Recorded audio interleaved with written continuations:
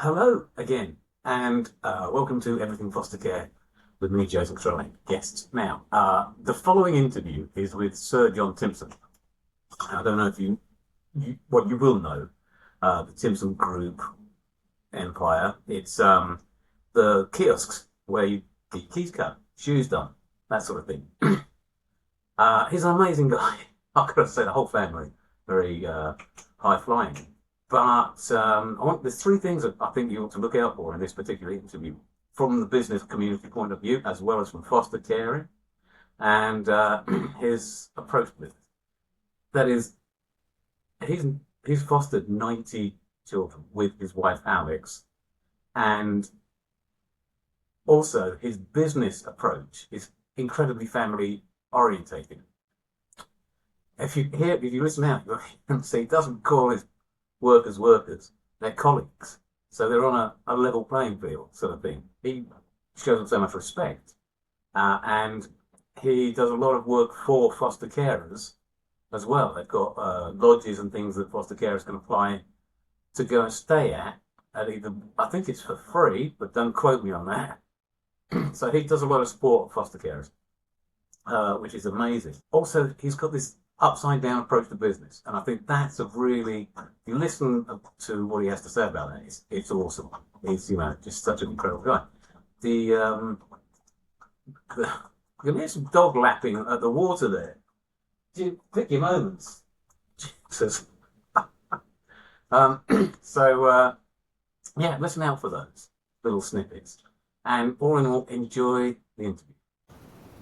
Hello and welcome to Everything Foster Care with me, Jason Cottrell, and guests.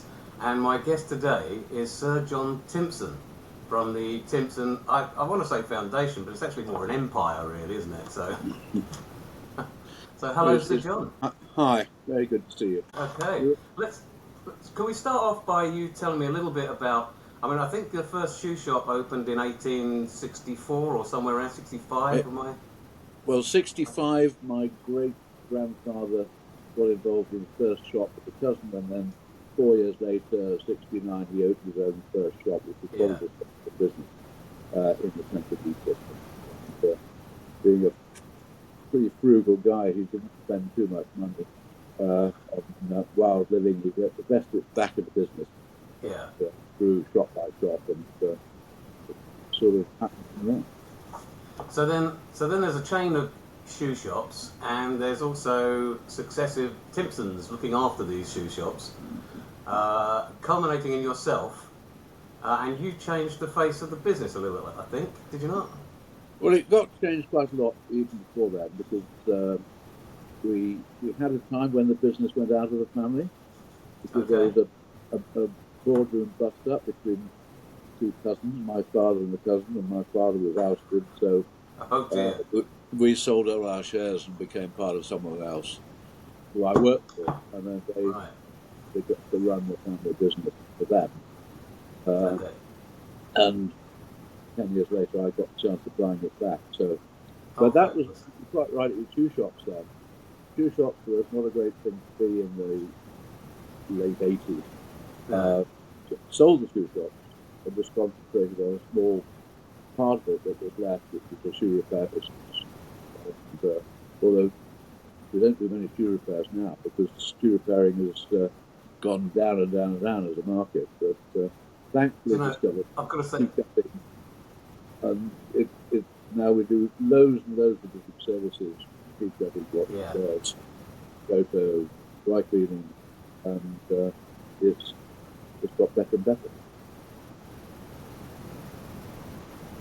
I think we're breaking up a little bit. I think we've got a bit of a poor signal, but we'll crack on and carry on with it. So, okay, you're back. So I've got to say, my first introduction to you and Timpson's was taking a pair of my daughter's boots that she bought on holiday from a charity shop, and they're covered in spikes, and she loved them. They were really fashionable, and but they were just one size too small for her. And the guy in the shop was really kind. He just stretched them out for us, and then I turned around and I noticed the little books about the foster care, and I got chatting with the guy about the whole thing, And then that's when I realised, that actually the Timpsons is really involved in a lot of charity stuff regarding foster care. So you yourself fostered 90 with Alex, your wife. Yeah, you've got that the wrong way around. Have I? Okay. Alex was 90. Yeah, I was the dog's body at the weekend. Okay. Okay. And Alex was remarkable as well, your late wife. And I don't want to overdwell on it, but you met at a tennis club, is that correct? Yeah, it was. I was trying to persuade someone to go out with me, who happened to be Alex's friend. Oh, right. And I failed. Oops. But this friend was taking Alex home in the car, and the car wouldn't start. Okay. So she had to abandon the car and get her fifth friend, got the father to come in. Yeah. And he said, I suppose I got to run Alex back to Lynn. I heard this. And I leapt out and said, I'll take it. And that's how I met her. And that's how you met her. That's absolutely fabulous. And clearly you made an incredible partnership, because she helped, from what I've read, she helped the businesses as well to grow.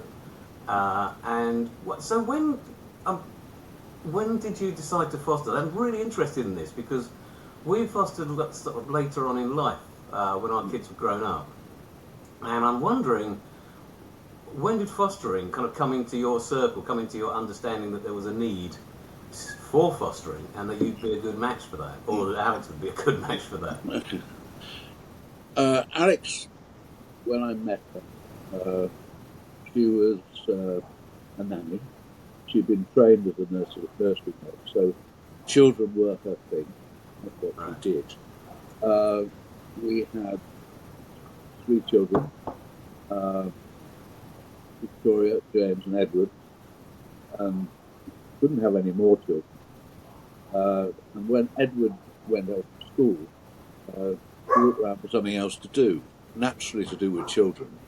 And she looked at working in a nursery or whatever, and then saw an advert for foster care. I think we had a bit of a discussion about it, but I think she really pretty well told me that's what we were going to do.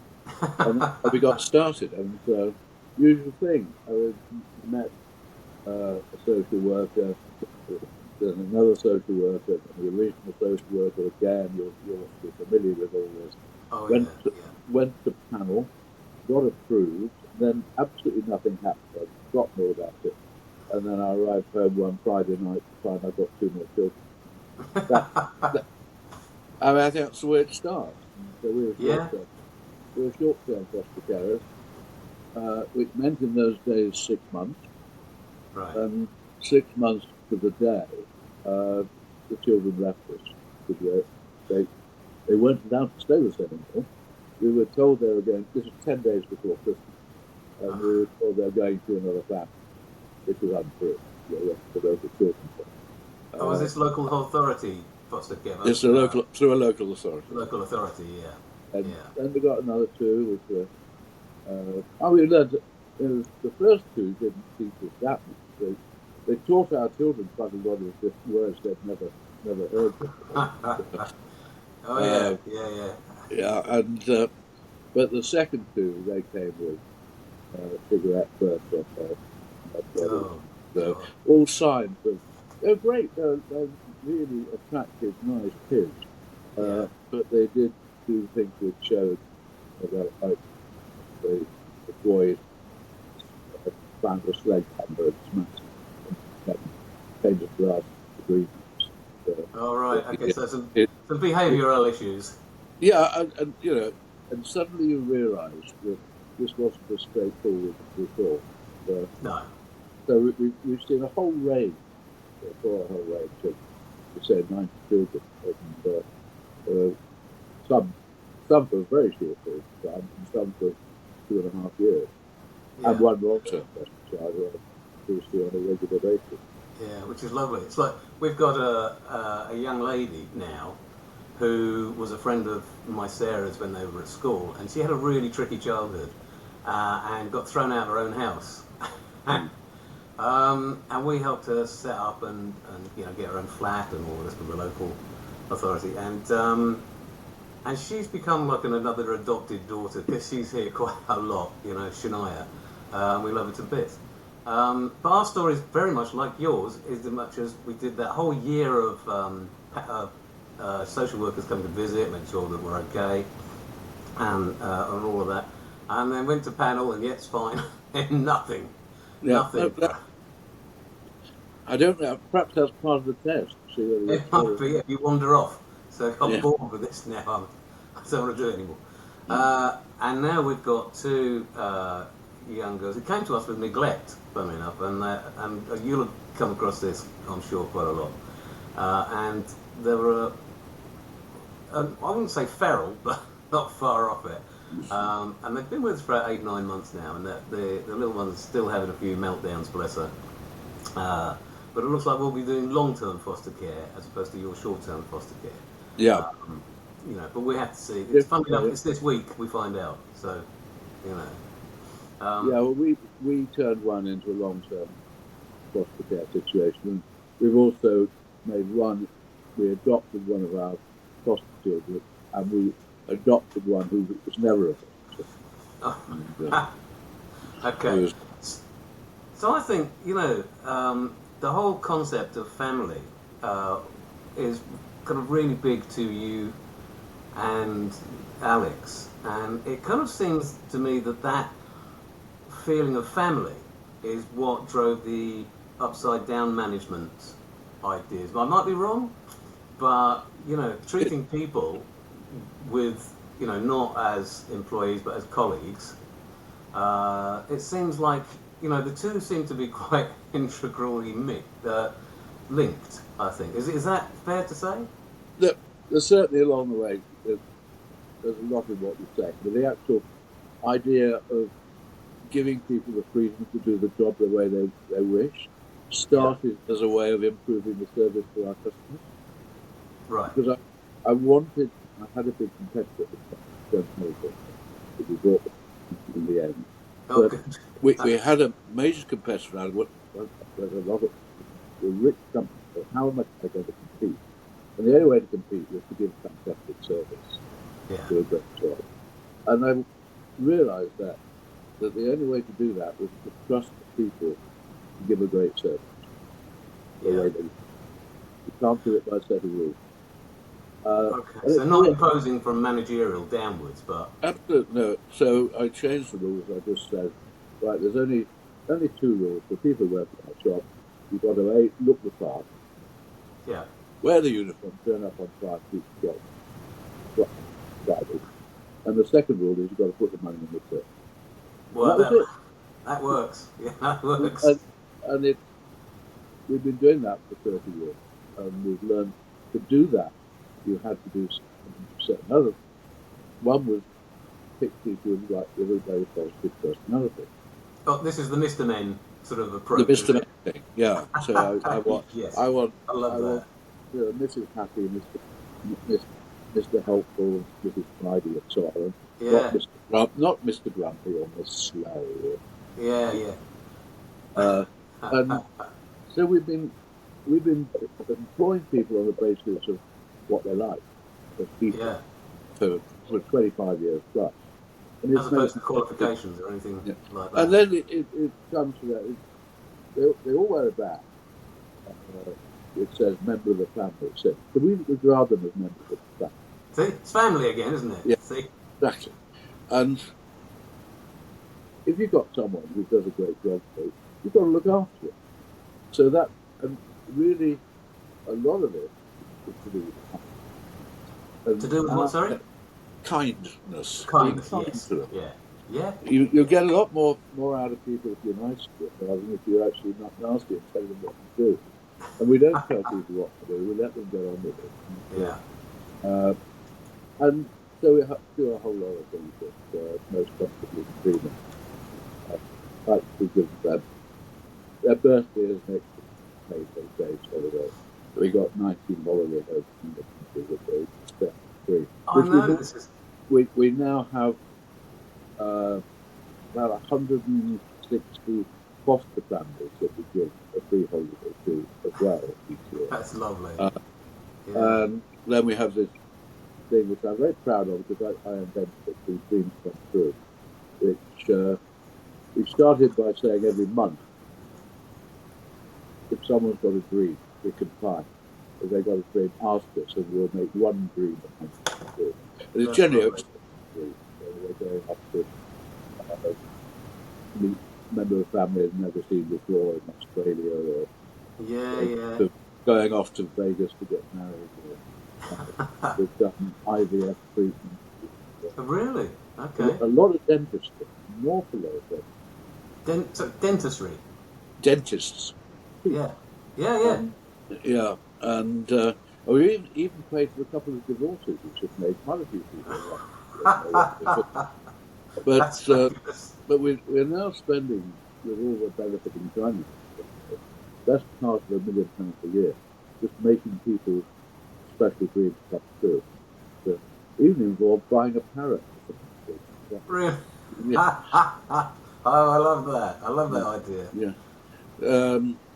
But looking after people actually giving the most important thing is that a lot of management teams spend not helping people in work, but helping people with their problems outside work.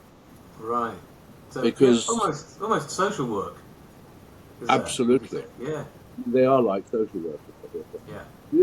Dealing with problems associated with stress, divorce, bereavement, or family problems of all sorts, death, obviously. And because if someone is really good, starts to perform not as well at work, you're guaranteed there's something else going on in the rest of their lives, which is quite difficult. It's interesting you mentioned bereavement because my last podcast was Everything End of Life, and it was, exploring exactly that. And one of the characters that I came across and interviewed was a guy called Martin Rodis, who used to work for Cruise, and he would train people to be grief first aiders. He doesn't do that; he does something else now. Well, I must send him your details. Put the two of you together because he gets people, normal people like barbers and shop workers, to be able to spot. Those repeat people who keep coming back to you. If you're in a shop, you get to know them, and he says, if you can see when somebody's having grief. Mm. So I think there's a bit of a symbiosis thing going on there.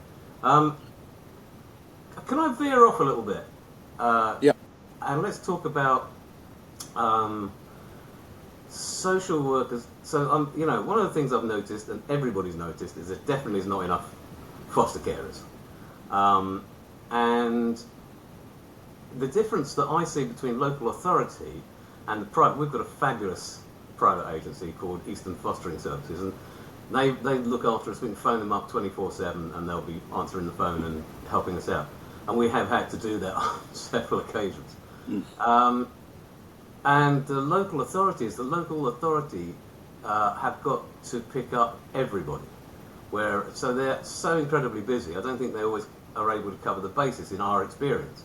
Whereas a private agency, like Eastern Fostering Services, are more able to cut their cloth according to their means. So they probably don't take on too many children, so they can give the ones that they have got and the workers, which is why the foster thing you said about, which is why we get such a great service from them, and we have noticed that we don't get that from the local authority.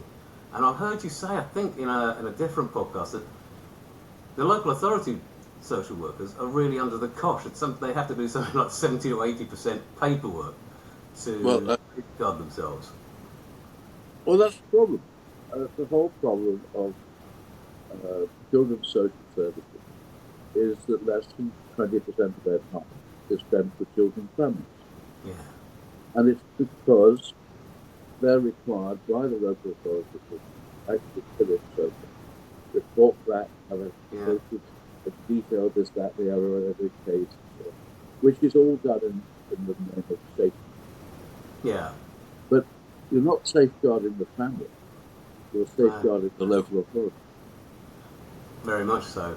I think it's interesting that R2 are now, the judge is making a deliberation on what happens with R2, and they have evidence, he has evidence, or she has evidence from the social workers, the children's guardians, a whole range of professionals. The one person they don't talk to is us.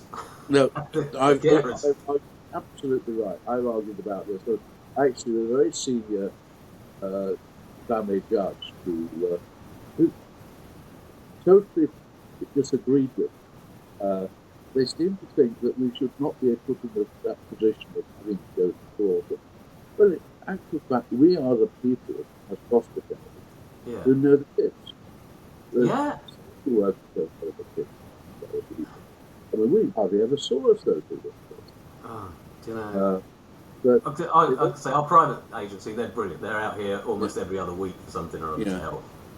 But the local authority ones, yeah, you're right. The Children's Guardian we saw about 4 times in a year, and their own social workers probably 3 times in a year, 4 times. It's just like, well, how can you be the mouthpiece of this child if you don't know them? Well, we used to be invited to the placement, but they always really annoyed Alex particularly, and they said, "Well, you come at 3:30 because we've got a meeting with a professional at 2:30." Oh yeah. So we're not professionals. Alex considers she really wasn't a professional because well enough. Yeah, I can imagine. I can see her ire at that. So because she did everything the way it is denied social workers because of all the system. She worked on instinct, and she ran her life on it. Right. She never filled in a stub of a check, or she would never check a bank statement. And she trusted people. She trusted people to give them a lift in life. If someone was in the problem and needed help, she just went on her instinct. So, and that's the way and taught me a lot from that. Yeah. That's probably where the upside down, where I had the courage to do that. Okay. Exactly what she liked to do. That sounds just beautiful. I've been invited. Interesting. You probably won't know this, but Colchester has been awarded a compassionate city status, and I've got to go and do a talk with a bunch of businesses who have started to get together to become a kind of group of compassionate businesses. And I've got to do the flag signposting and just send them all in the direction of Sir John Timpson and the Upside Down Management, because I think so many businesses could really benefit from that approach rather than the models that we see from the NHS and from private top-down management styles.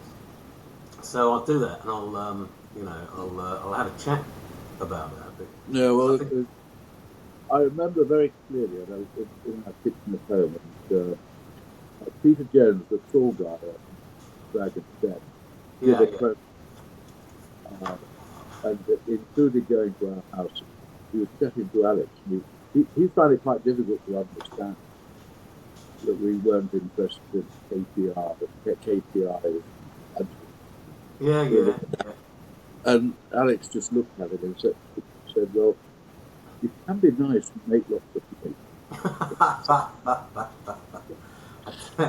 I mean, the word Dragon's Den just says it all, really, in that respect, doesn't it? Yeah. So that's quite funny. So, fostering wise, you've also got Alex opened the restaurants, one in Anglesey and somewhere else, and she was helping, I'm not sure, young adults to get into that kind of industry. Is that correct? Did I read that right? Yeah, well, the story of that is that I bought a holiday home on Anglesey. And another thing about Alex, she hated cooking. Well, she didn't cook, if you could help it. The best Christmas present she ever had was a cook. I gave her a cook for Christmas, who turned up and did the whole of the Christmas period. And it went so well that about two or 3 years later, we had someone who lived there to extend with the cooking cook. And so this cottage had one real problem. There's nowhere decent to eat around here. But I got the let's try a local pub. So, and I was a bit, with Alex, it was a bit like that. We went along with it because there's no point in arguing. She's always there. Okay. When she's made up her mind. Yeah. But the pub wasn't for sale. So that was then suddenly 2 years later, the pub came up for sale. Okay. I bought this pub for £350,000. I thought it was enough, but it wasn't enough. And she turned it into what was a really good gastro pub. Yeah. And then we're offered another one down the road. We built it. And her idea was to put in there a kitchen for people from Anglesey. They had this. We came up with this phrase with multiple barriers to employment. Nice. Oh, okay. I mean, whether it's their education or whatever it was. And we did that. It became too expensive to work. But we did successfully run it for about 5 years. And I still meet one or two of the young people who that was still in trade. One or two. One's gone to a mixed restaurant. They've started doing that. Great. But both those pubs are still there. Just another one. And her son James is just as mad as her. And he acquired a hotel/restaurant in Morsey in France, with a ski resort. Oh, okay. Business spending a lot of money, but changing that. But all run on the same upside down, looking after people, look after them. It is, and do you know what? It's interesting because this is putting compassion before profit, and but you can do the same thing as you just said. Or Alex said, you don't have to be horrible to make money, and I think that's really important, and I think it's a move that you've been probably championing for some number of years. And if this little podcast can do that in some way with the compassionate business community of Colchester and the surrounding areas, I'll forward that without a doubt, because it's it's just the right thing to do, isn't it? Well, since we've been running the business this way for 25, 30 years, we've done really, really well. And one of the things that our customers think, that one of the reasons why they come to us, is the fact that we employ people straight from prison. Yeah, I think over 10% of our colleagues came direct from prison. And I was terribly worried when we started to do that, what customers would think. Yeah. No, we think you're great because you do that. That's just fabulous. Yeah. I mean, I guess there must be one or two that it doesn't work out for, but you can't cover everybody's story, and it might just be that your stories don't converge. Well, you've got to use the same principles of my list about picking the right personalities. Yeah. If you employ people wherever they're coming from. So if they're coming from prison, same thing at home. You've got some really rich personalities that come to do stick with them. Yeah. Because they are talented, but we try to direct their talent into a more honest direction. Like that. Yeah, I mean, somebody was, I don't know, it was from the Timpson thing, I was talking about somebody who was saying, there's a person, I think it might have been you, there was a drug dealer who came to you and he's got all the perfect skills, because you've got to run a good business if you're a drug dealer. It might not have been you, I don't know, I can't remember. No, it wouldn't be me, it'd be my son James, because I've heard him say that. And his generally it says, well, the best people who employ are the drug dealers because they're really good at business. They know their They're mathematics. great salesmen. That's brilliant. Oh, that's really funny. So, I've probably taken up a lot of your time, but if we could sort of just talk a little bit about how you think that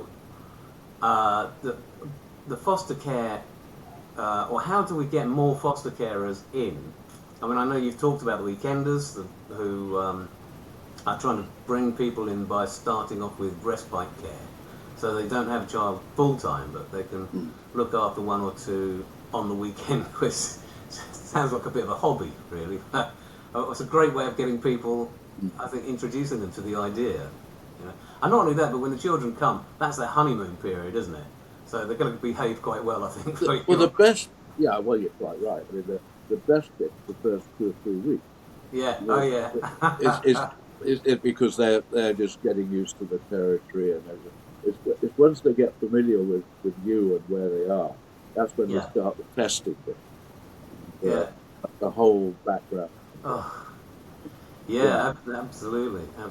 I mean, yeah. So, but we've had a few problems, which we've overcome. I think somehow, as you mentioned, I got involved with an organisation that's testing the idea of getting another group, because a lot of the foster care tend to be in working class homes. That's the way it tends to work, without much space, and you can't take on sibling groups. You have to split up families, which is a very sad thing to do. But I think I suppose that's why people were interested in the fact that Alex and I became foster carers, because they didn't expect people like us to do it. I mean, posh people, John. That's how we said, posh people with a few quid. Yeah. So. Well, I suppose so. Yeah, we've got a big hat. But I think that what we need to do to get across to people is great fun. It actually brought a completely different part into my life. I'd never have imagined it happening. And I mean, Alex and I were very lucky. There was a couple down the road who qualified as foster carers, so they could look after our foster children while we went away to cover. And what do we do when we're away? We spend most of the time talking about the foster children. And do you remember this one and what happened? And stuff. Yeah, I can imagine. If you do learn, they're learning a lot about life, but you're learning a lot about life at the same time. And creating those memories as well. Which is absolutely. Yeah. So listen, I think we need the best advocates for foster care are other foster care. Telling stories. Okay. I mean, I remember I was with probably 2 or 3 children in the local garage, and the woman said, "Oh, you've got the grandchildren." No, they're not foster children. She said, "Oh, I always thought about it." But there's so many people who don't do it. They don't pick up the phone. They don't, and that's the thing you've got to get to. And hopefully, if they find it's actually not such a bad thing, going through all the process that we talked about, get the plan. And then I think you've got to encourage the foster carers to do what we do in our business, trust them to do the job of the children the way they know best. Yeah. There are more rules now than when I started. People are worried about, what am I going to do about this? And how we've got to make sure we fill in forms and that. And this is a problem. It isn't just affecting the social workers, it can affect them too. So just lighten up. The biggest risk, all this safeguarding thing, the biggest risk to children is actually the regulations themselves. Okay, do explain. So you think because of because of the amount of paperwork, they're discouraging people from becoming foster carers. And discouraged them. So the idea of going, I mean, holidays, we took our foster children on holiday. Okay, we did have to get one piece of paper to make sure that we could get them out of the country. But a lot of social workers actively discourage that sort of thing, make it too difficult for them. You want the foster children to live the lives of your family. They're part of it. But they are part of your family and equal with the other two. And the more you allow people to actually look after the kids in the family the way they know best, the way they're used to, the better it gets. We don't need it. We just need to be given the freedom and the authority to do the job the way we know. I've got to say, one of our assets, one of our best assets, is our own children, because we've got two teenage girls, and I don't know if you've noticed this phenomenon, but when you're 5 and 7 or 5 and 8, and you look at a teenager, they're not adults and they're not children; they are gods, you know. and they, you know, when the teenagers talk, the children listen. Whereas if we talk, they'll go, "Oh yeah, well, maybe not." Yeah. No, you're very, very useful having that. Yeah, well, absolutely. Well, our children played a pretty big part. I can imagine. All used to changing nappies and all the rest of it before. Well, so they're well tuned for when they got married. And doesn't it? I kind of think that helps them to be more rounded people too. You know, your children. And we're lucky our two are just blindingly good. You know, so they're very proud. Yeah, I mean that's one of the questions you often ask. What effect does it have on your own children? And I can't see anything other than positive. I mean, the fact that my 3 children that we haven't taught their skills. One became a teacher. One became the government's minister for children and families. And the other one is James, who runs the business in a very compassionate way. Well, he doesn't now. He's the minister for prisons and I saw that. Yeah. And so on. So I mean, they must have learned something. Without a doubt. And at the heart of it all, compassion, I would say, for other people, and knowing that I think sometimes there's only so much you can do for some people, and they self-sabotage a bit, maybe because of their past, their own troubled backgrounds, and there's only, you know, you can try to help as many people as you can, but you're not going to cover everybody, you know, so... That's part of the judgment. It goes back to, you know, have they got the personality to be able to take advantage of what you're doing? Yeah. I've got one. We fostered her when she was 2, and then she came back to live with us when she was 15. Not as a foster carer, but because Alex thought she would never get her GCSEs while she was living at home. So she came to live with us. Yeah. And she actually left when she was 29. It was last year. Oh, really? But I mean, she's done fantastic with her. She's now she works as in a prison. She's on the wings in a prison, working as a warder, and she's doing amazing work.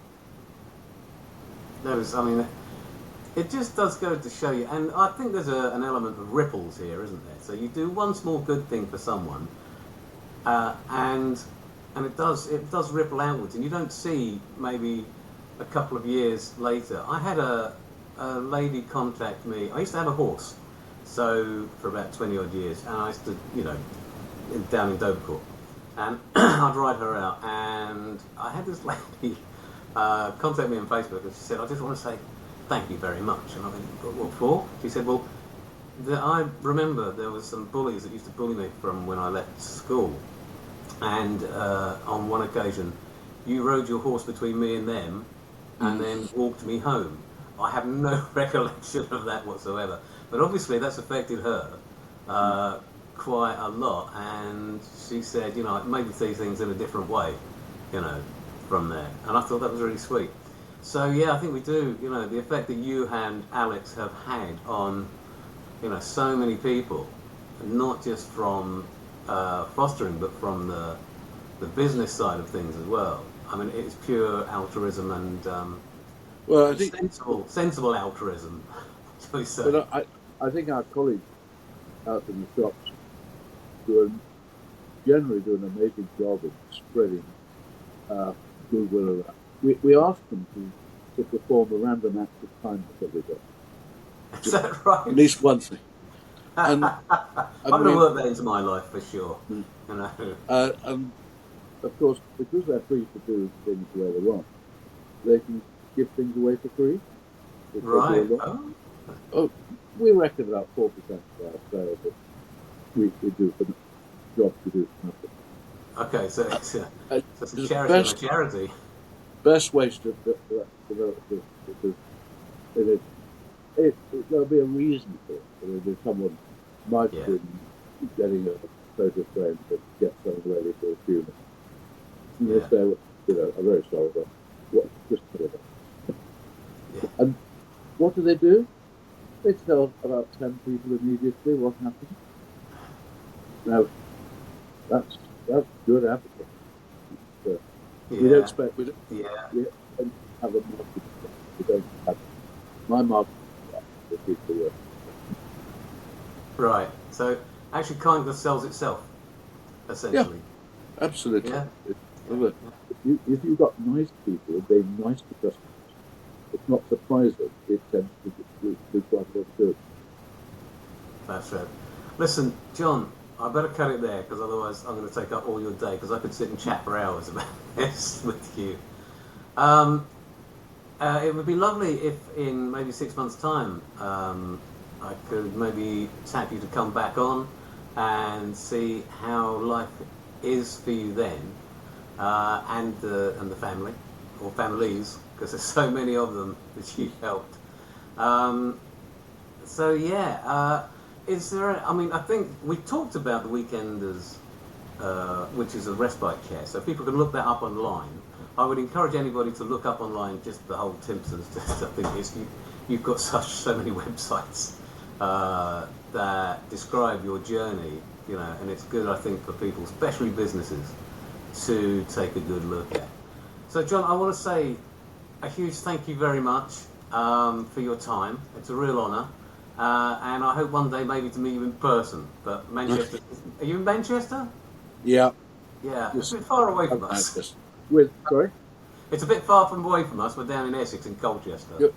Colchester. Well, I know we've got a few shops in Colchester. Yeah, yes, you have indeed. Yeah, that's how I got introduced to the whole Timpson family, which was, delight. And I still got your books on our shelf, and so that's a part of what we read. So, John, that's good. Thank you so much for your time. It's my pleasure. Good to meet you. You too. If you could just leave your...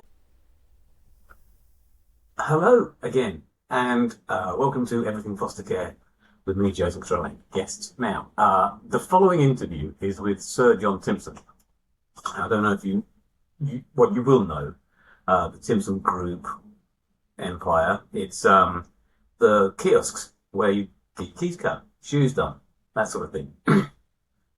He's an amazing guy. I've got to say, the whole family, very high flying. But there's three things that I think you ought to look out for in this particular interview, from the business community point of view, as well as from foster caring, and his approach with it. That is, he's fostered 90 children with his wife Alex, and also his business approach is incredibly family orientated. If you listen out, you'll see he doesn't call his workers, they're colleagues. So they're on a level playing field sort of thing. He shows them so much respect. And he does a lot of work for foster carers as well. They've got lodges and things that foster carers can apply to go and stay at either, I think it's for free, but don't quote me on that. So he does a lot of support for foster carers, which is amazing. Also, he's got this upside down approach to business, and I think that's a really, if you listen to what he has to say about that, it's awesome. He's, you know, just such an incredible guy. You can hear some dog lapping at the water there. You pick your moments. Jesus. Yeah, listen out for those little snippets. And all in all, enjoy the interview.